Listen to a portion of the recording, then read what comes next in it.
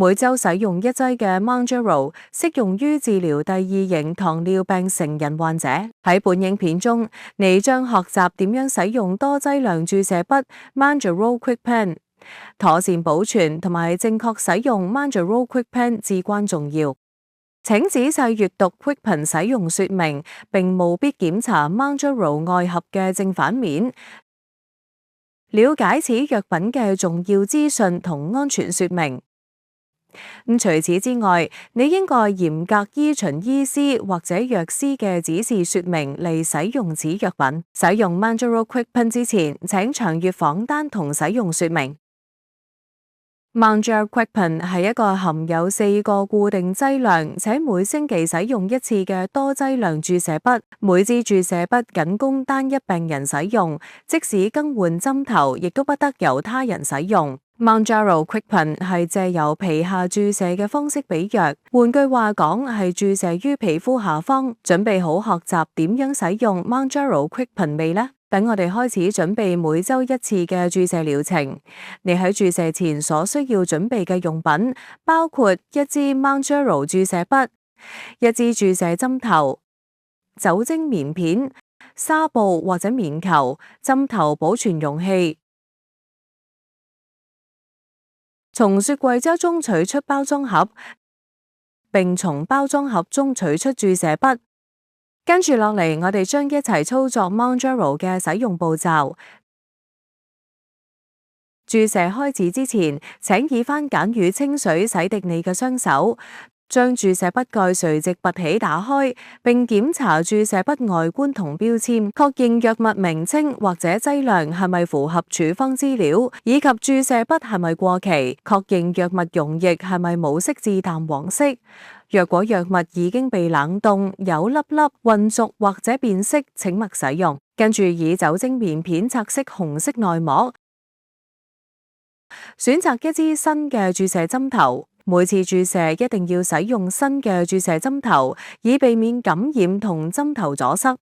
撕開針頭外罩嘅紙質封口，將蓋上蓋子嘅針頭直直推到注射筆上，然後旋轉針頭到底，直至閂緊為止。取針頭外罩，並且將佢留低，呢個將會重複使用。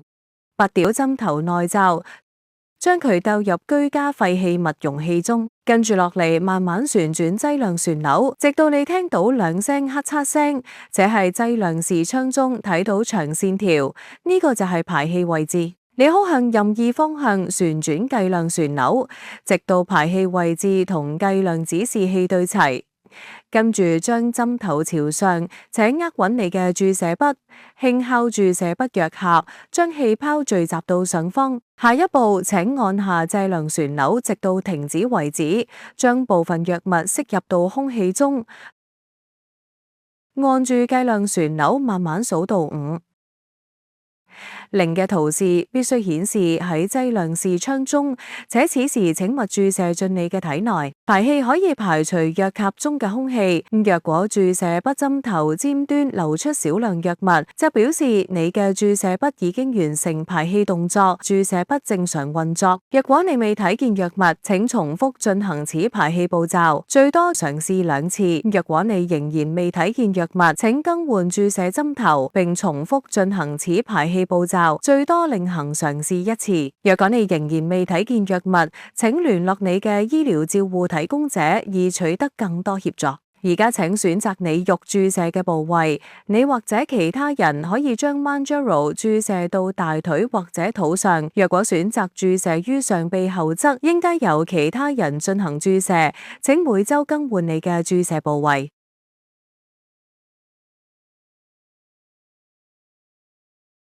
而家請旋轉劑量旋鈕到底，直到劑量視窗顯示1嘅圖示。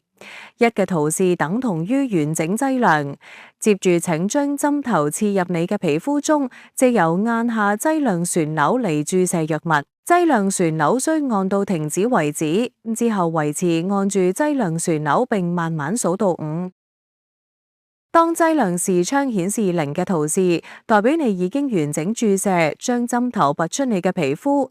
針頭尖端流出1滴藥物係正常㗎，呢個唔會影響到你嘅劑量。請確認劑量視窗中出現0嘅圖示。若你喺劑量視窗中睇到0嘅圖示，表示你已經接受咗完整劑量。若你喺劑量視窗冇睇到0嘅圖示，請將針頭插回皮膚完成注射，請勿重新調撥劑量。若果你將針頭拔出皮膚嘅時候睇到血，請用面球輕輕咁按住注射部位，請勿搓揉注射部位，請小心咁將針頭外罩蓋返去，轉開蓋上外罩嘅針頭。請勿將注射筆連同針頭一齊保存，以避免滲漏、針頭阻塞以及空氣進入注射筆。立即將使用過嘅針頭丟棄於防穿刺嘅針頭保存容器中。若果你手邊冇針頭保存容器，可使用符合以下條件之家用容器，由強化塑膠製成，有緊密且防穿刺之蓋子關閉，使尖銳物品無法掉出。使用時可直立且穩固放置，防滲漏。具有適當標示警告容器內含有危險廢棄物。請勿回收使用過嘅尖銳物品保存容器。諮詢你嘅醫療照護人員，或者遵循當地法律嘅規定嚟處理尖銳物品保存容器。最後請蓋上注射筆蓋，請勿喺未蓋上注射筆蓋嘅情況下保存注射筆。喺注射之後，你可以將使用過嘅注射筆存放喺最高攝氏30度嘅室溫下至多30日，請避免熱源同光照。完成4周劑量注射之後，注射筆中仍然會殘留藥量，屬於正常現象。請勿嘗試注射殘餘藥量，注射殘餘藥量會導致劑量不完整，且本藥品開封之後可使用嘅時限為30日，切勿自行延長注射筆嘅使用時限。即使注射筆中有殘留嘅藥量，亦都請務必喺首次使用後30日丟棄注射筆。Mounjaro Quick Pen 開封30日之後唔應該持續使用。